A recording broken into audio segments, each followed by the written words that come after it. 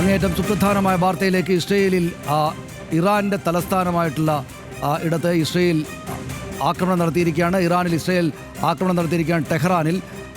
ഇത് ഇസ്രയേൽ ഔദ്യോഗികമായി തന്നെയും സ്ഥിരീകരിച്ചിരിക്കുന്നു. ഇറാനിൽ ഇസ്രയേൽ ആക്രമണം നടത്തിയായി തലസ്ഥാനമായ ടെഹ്റാനിലാണ് സ്ഫോടനം. ഇറാനിൽ ഇസ്രയേൽ ആക്രമണം നടത്തിയെന്ന് ഇസ്രയേൽ പ്രതിരോധ മന്ത്രി കട്സ് അറിയിച്ചു. ഇസ്രയേൽ അടിയന്തരാവസ്ഥ പ്രഖ്യാപിച്ചിട്ടുണ്ട്. വിശദാംശങ്ങളുമായി അഗസ്റ്റിൻ സെബാസ്റ്റ്യൻ ചേരുന്നു. സെബാൻ, ഇത് ഒരു യുദ്ധത്തിലേക്ക് പോകും എന്ന ആശങ്ക പൊതുവിൽ തന്നെ ഉണ്ടായിരുന്നു. ഇപ്പോൾ അത് സംബന്ധിച്ച് അങ്ങനെയുള്ളൊരു വിവരമാണോ നമുക്ക് ലഭിക്കുന്നത്? തീർച്ചയായും സ്ഥിരീകരിക്കപ്പെട്ട് കഴിഞ്ഞു സനീഷ്. ഇറാൻ തലസ്ഥാനമായ ടെഹ്റാനിൽ ഇപ്പോൾ ഒരു പ്രീ എംപ്റ്റീവ് അറ്റാക്ക് നടത്തിയെന്നാണ് ഇസ്രായേൽ പ്രതിരോധ മന്ത്രി ഇസ്രായേൽ കട്സ് പറഞ്ഞിട്ടുള്ളത്. ഇക്കാര്യത്തിൽ ഇസ്രായേലി മാധ്യമങ്ങളൊക്കെ തന്നെ ഈ വിവരം ഇപ്പോൾ റിപ്പോർട്ട് ചെയ്തു. നമുക്കറിയാം, ഏറെക്കാലമായി ഇറാനുമായി ബന്ധപ്പെട്ട ഒരു സംഘർഷം പശ്ചിമേഷ്യയിലാകെ തന്നെ നിലനിൽക്കുന്നു.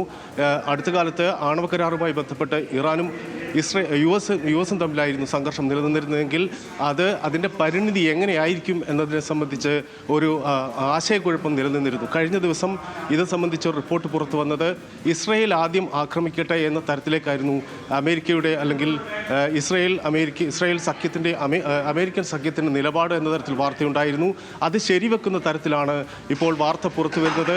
ഇസ്രായേൽ ആദ്യം ടെഹ്റാനിൽ ആക്രമണം നടത്തുന്നു, ഒരു പ്രീ എംപ്റ്റീവ് അറ്റാക്ക് നടത്തി എന്നാണ് ഇസ്രായേൽ കട്സ് പ്രതിരോധ മന്ത്രി പറയുന്നത്.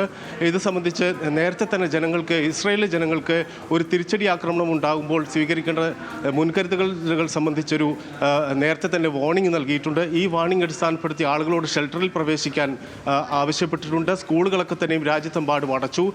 ഇപ്പോൾ ടെഹ്റാനിൽ വലിയ സ്ഫോടനം കേട്ടു എന്ന നിലക്കുള്ള വാർത്തകളൊക്കെ തന്നെ റോയിറ്റേഴ്സ് അടക്കമുള്ള അന്താരാഷ്ട്ര മാധ്യമങ്ങൾ റിപ്പോർട്ട് ചെയ്യുന്നുണ്ട്. ഏതായാലും നമ്മൾ കഴിഞ്ഞ കുറേ കാലമായി നമുക്കറിയാം, 2024-ലും 2025-ലും ഒക്കെ തന്നെ ഇസ്രായേലും ഇറാനുമായി ബന്ധപ്പെട്ട് നിരവധി സംഘർഷങ്ങളൊക്കെ തന്നെ ഉടലെടുത്തിരുന്നു. 2023 ഒക്ടോബർ 7-ലെ ഇസ്രായേൽ ആക്രമണം, ഹമാസ് നടത്തിയ ആക്രമണം, തുടർന്നുണ്ടായിട്ടുള്ള ഗാസ യുദ്ധം, ഇതിൻ്റെയൊക്കെ പശ്ചാത്തലത്തിലാണ് ഇറാനും ഇസ്രായേലുമായി നേരിട്ടൊരു യുദ്ധത്തിലേക്ക് പോകുന്നത്.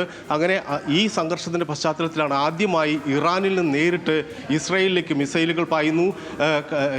ഇസ്രായേലും ഇറാനും തമ്മിലൊരു 12 ദിന യുദ്ധം ഉണ്ടാകുന്നു. ഇത് അമേരിക്കയുടെ മധ്യസ്ഥതയിൽ ഈ യുദ്ധം 12 ദിനങ്ങൾക്ക് ശേഷം അവസാനിക്കുന്നു. ഇറാൻ്റെ ആണവ കേന്ദ്രങ്ങൾക്ക് നേരെ ഇസ്രായേലും യു.എസും ആക്രമണം നടത്തുന്നു. B-2 ബോംബർ വിമാനങ്ങൾ ഉപയോഗിച്ചുകൊണ്ട് ഫോർദോ അടക്കം, നദാൻസ് അടക്കമുള്ള അവരുടെ പ്രധാനപ്പെട്ട ആണവ കേന്ദ്രങ്ങളൊക്കെ തകർക്കുന്നു. തൊട്ട് പിന്നാലെ ഇറാൻ്റെ മിസൈൽ ശേഷി സംബന്ധിച്ച വലിയ ചർച്ച നടക്കുന്നു. ഇറാൻ്റെ മിസൈൽ ശേഷിയെ നിയന്ത്രിക്കേണ്ടതുണ്ട് എന്ന നിലയിലുള്ള ചർച്ച വരികയും തുടർന്നാണ് ഇറാനുമായി ബന്ധപ്പെട്ട് ഇറാൻ നേരത്തെ ഡെവലപ്പ് ചെയ്തിട്ടുള്ള എന്ന് പാശ്ചാത്യ ശക്തികൾ ആരോപിക്കുന്ന ആണവ യുറേനിയം, സമ്പുഷ്ടീകരിച്ച യുറേനിയം ശേഖരം തിരിച്ചേൽപ്പിക്കണം എന്ന തരത്തിലുള്ള ആവശ്യം മുന്നോട്ട് വെച്ചുകൊണ്ട് കഴിഞ്ഞ കുറേ ദിവസങ്ങളായി നമുക്കറിയാം ഇരു രാജ്യങ്ങളും തമ്മിൽ ഒമാൻ്റെ മധ്യസ്ഥതയിൽ ചർച്ച നടക്കുന്നു. എന്നാൽ ഈ ചർച്ചയിലൊന്നും തന്നെ കൃത്യമായൊരു സമവായത്തിലേക്ക് എത്തുന്നതായി നമുക്ക് കാണാൻ കഴിഞ്ഞിട്ടില്ല.